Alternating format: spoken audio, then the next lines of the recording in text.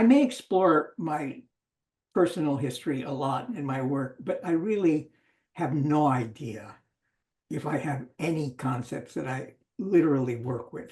So when you ask me, did I ever have an attitude toward humor? I'd have to say, no, I had a sense that being funny either felt good to me or to another person, or I somehow saw my father being funny in the midst of all of his grief. But the one thing I know my humor is it's not meant to be in any way malicious. For me, humor is a way of getting people to sort of say, oh yeah, that humor of recognition.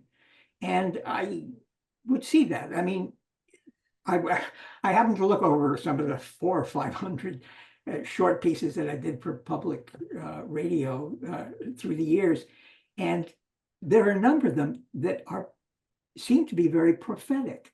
Like I did one piece about Trump back in the 70s when he was shilling for his university and his steaks and God knows what else he was selling.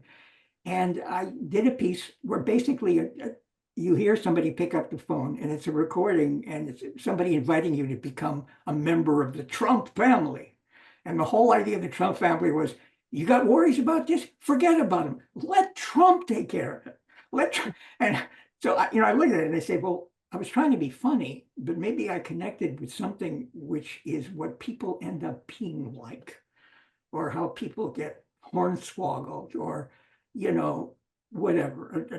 I did a piece about the fall of the Soviet Union, and I figured the best way to do it was to uh, create the Soviet Union's answering machine, which would be there after the Soviet Union collapsed, but it would still be a presence, and it would be these menus. If you're calling about this, then forget about it. If you're calling about that, then get in touch with so and so. He's in exile somewhere, But it was like done as if business as usual.